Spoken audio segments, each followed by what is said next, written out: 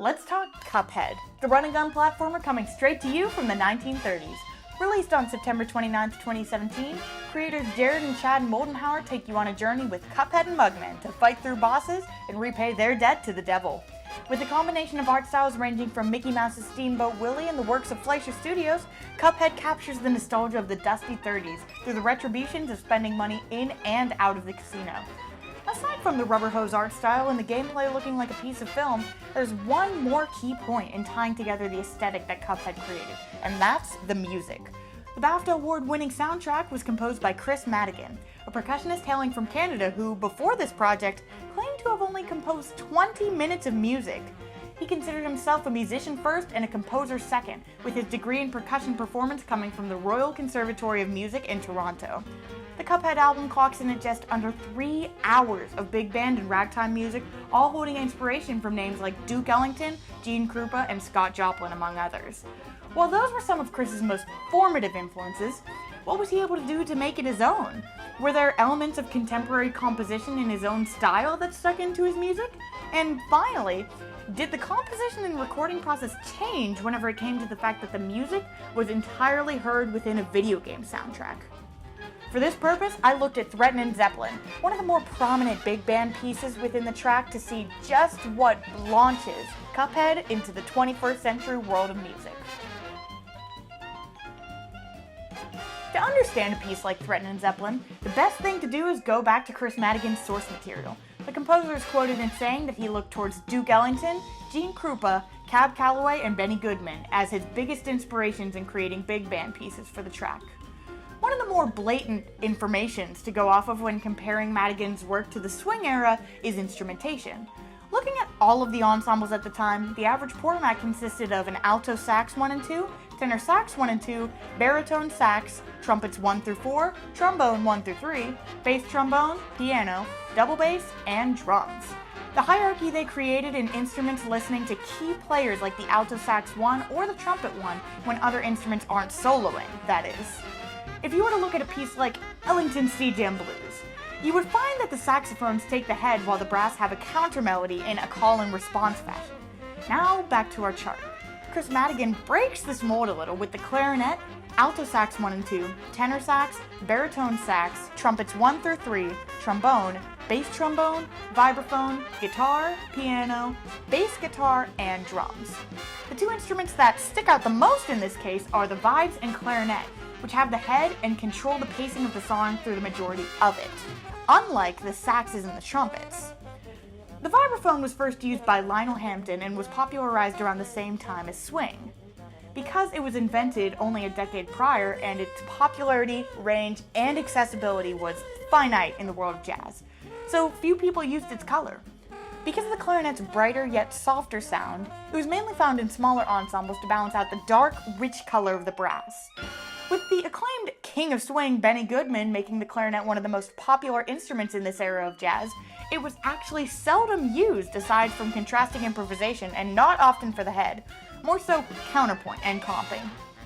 Past the instrumentation, something that immediately stands out is the syncopation in the song. Most of the song's head and leitmotifs are used on attacks and upbeats that give it an off-kilter feel. The rhythmic intensity of the song was used heavily by Maddigan to create this feeling of urgency whenever fighting Hildeberg in the Threatenin' Zeppelin. This is unlike Duke Ellington, whose characteristic jungle sound music became a staple of his work around the early 30s. The music was entirely intended for a black audience of his own volition to express the association he had with the African diaspora. This was accentuated by growl sounds in the trumpet and trombones and made to highlight a genuine blues feeling, regardless of the song form. The rhythms were rather simplistic, but what gave it color was its continual chord progressions, key changes, and changes in tone. The keyboard gave him a range of expressions to work with the changes and highlight them in a way that he felt was impactful to the listener. Save his solos, tone color and voicings were what gave Ellington footing to his music and a signature. The reason for Ellington's simplicity in rhythm in juxtaposition with Maddigan's syncopation can be seen by the talents of the time. When looking at this list, notice anything peculiar about it? Most every band leader of the time played pitched instruments, especially the piano. The one person to stand out was percussionist Gene Krupa, and even then his works didn't have the rhythmic intensity of Maddigan's beyond his solos. Kris's work as a principal percussionist at the Canadian Ballet Company stands out whenever it comes to his compositions. As the vibraphone is playing on the Threatenin Zeppelin, one of the main focuses was rhythmic integrity, and that came as a compromise to the use of varying chords. While the concepts like jungle sound can be seen in the plunger work of the trombone solo and the trumpet, this is about where the similarities end. Ellington's contrast in chords and style can't really be seen in Threatenin Zeppelin. It rotates between a C7 flat 9, F minor 6, a B flat minor 6, and a G minor flat 5. When looking at all these chords in jazz, the most common motions that occur are between the F and B flat, which would be the 1 and the 5 of B flat major scale. Also, within all of the solo work, the same progression follows of 5, 1, 5, 6, 2, 5, 1. This happens throughout the piano solo and acts as a cadential transitioning point within each instrumental solo. The length of each solo varies from about 24 bars in some to 28 in others, but the same changes keep it consistent throughout. Aside from the 2-5-1, the head follows a 16-bar blues form in an AABA fashion. Occasionally, there is a C section that goes over to the BNA, and all of these work together between the solos to give it a more grounded feel. After looking at the jazz side of the piece, it is important to note the influence of video game OSTs in the creation of Threatenin Zeppelin. Maddigan's favorite video game soundtrack growing up was Final Fantasy VI, composed by Nobuo Uematsu. While the style's not jazz, the elements of composition in Uematsu's process that were picked up by Maddigan, specifically the use of repetition of the dominant and tonic to ground the listeners. With this fact alone, it's easy to see how the video game aspect of composition came into play. The user needs simplicity. Without it, the music can become a distraction and the other chaotic elements of the game. For a game like Cuphead that requires quick reaction time, a soundtrack that blends in could be just as important as one that stands out. And so returning to the head and other references throughout the improvisations give the player a grounding point.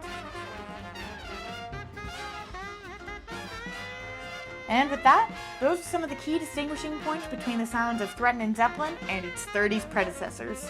This is one of the many tracks in the Cuphead OST that acts as a prime example of taking the strong foundations that big bands set up and pushing them to their limits.